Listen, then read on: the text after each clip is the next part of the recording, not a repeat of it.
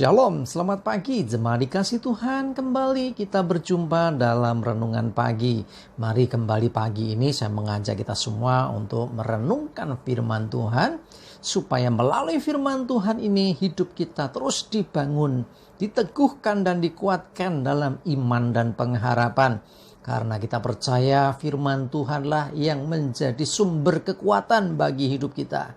Bahkan firman Tuhan juga akan menuntun dan menerangi langkah hidup kita. Mari sebelum kita merenungkan firman Tuhan, kita akan berdoa terlebih dahulu. Bapa di surga, kembali Tuhan pagi ini kami datang ke hadirat-Mu. Kami mengucap syukur atas begitu besar kasih setia-Mu, rahmat dan anugerah-Mu, segala kebaikan-Mu, berkat, kemurahan, perlindungan, penyertaan, bahkan pertolongan-Mu ya Tuhan atas hidup kami. Dan pagi ini juga Tuhan mohon tuntunan-Mu melalui firman-Mu. Mari Tuhan singkapkan dan nyatakan kebenaran firman-Mu dan juga urapi kami semua sehingga kami bisa menangkap pesan Tuhan, menangkap rema yang dari Tuhan dan juga mengerjakannya dalam hidup kami. Terima kasih, dalam nama Tuhan Yesus kami bersyukur dan berdoa. Amin. Mari jemaat dikasih Tuhan, kita akan buka Alkitab kita dan renungan pagi ini saya ambilkan dari Ibrani 11 ayat yang ke-8. Ibrani 11 ayat 8 saya bacakan. Karena iman, Abraham taat ketika ia dipanggil untuk berangkat ke negeri yang akan diterimanya menjadi milik pusakanya. Lalu ia berangkat dengan tidak mengetahui tempat yang ia tujui. Perhatikan ini, Abraham pada waktu dipanggil Tuhan untuk meninggalkan daerahnya, ya, zona nyamannya. Nah, dengan janji akan diberikan negeri, ya, yang akan menjadi milik pusakanya, suatu negeri yang berlimpah-limpah susu dan madunya. Nah, pada waktu dipanggil itu Abraham belum ngerti di mana itu.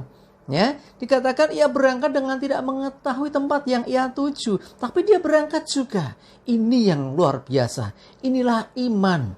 Jadi iman itu tidak perlu ngerti dulu, cetrop banget baru berangkat, baru melakukan, ya. Tetapi iman ini bicara sesungguhnya bagaimana orang itu mentaati apa yang diperintahkan Tuhan. Nah, jadi kalau kita orang-orang yang beriman, orang-orang percaya seharusnya melakukan apa yang diperintahkan Tuhan. Tapi seringkali justru kita ini tawar-menawar dengan Tuhan, tanda kutip ya.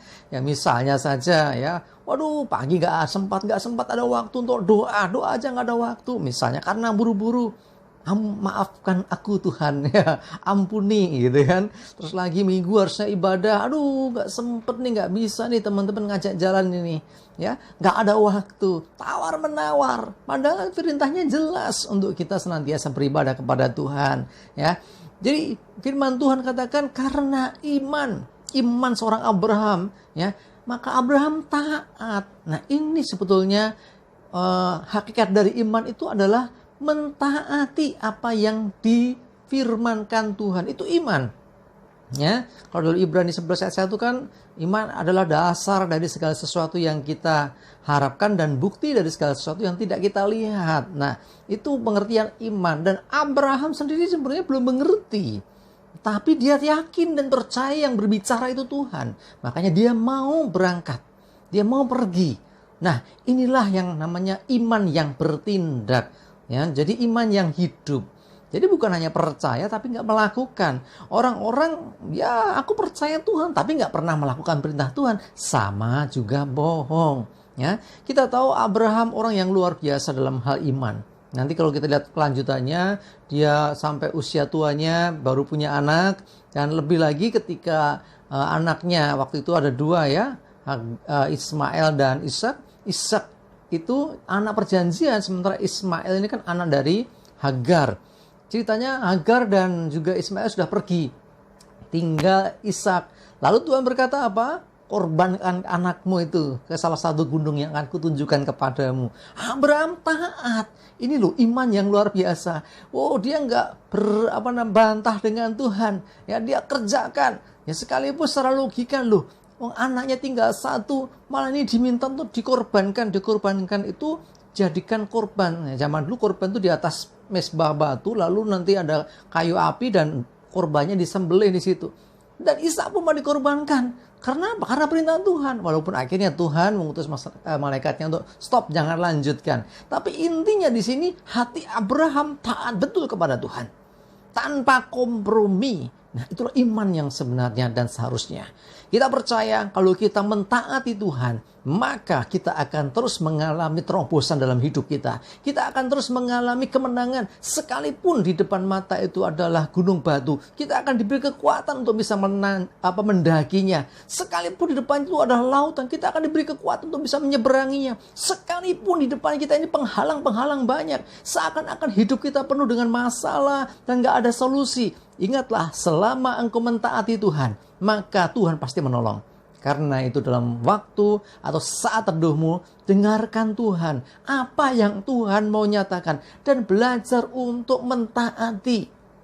Seperti seorang Abraham yang begitu taatnya ketika dipanggil untuk pergi ke negeri yang akan menjadi milik pusakanya, yang dijanjikan Tuhan. Sekalipun dia belum mengerti tempat yang akan dia tuju, tapi dia tetap melangkah. Seperti pada waktu dia diminta mengorbankan anaknya yang tunggal Ishak. Dan sama saat itu pun Abraham juga nggak ngerti rencana Tuhan apa. Pokoknya Tuhan suruh aku lakukan. Ini ketaatan yang gila-gilaan sama Tuhan seperti inilah yang membuat Abraham nih disebut sebagai bapa orang percaya.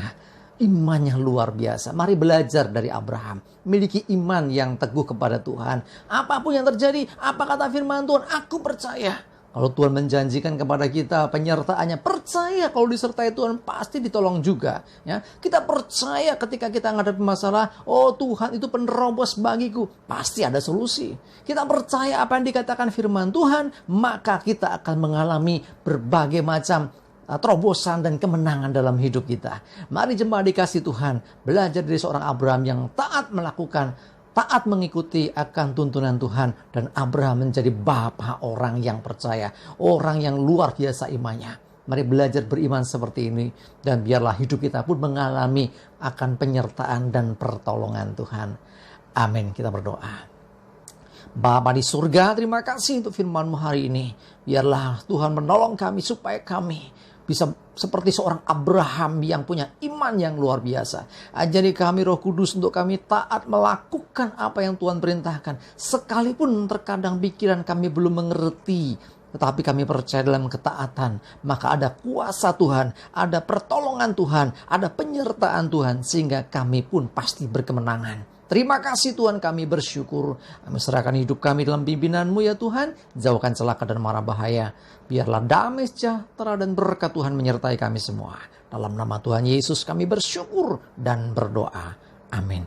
Mari jemaat dikasih Tuhan, semangat terus, maju terus dalam iman dan pengharapan. Tuhan Yesus memberkati kita semua. Amin.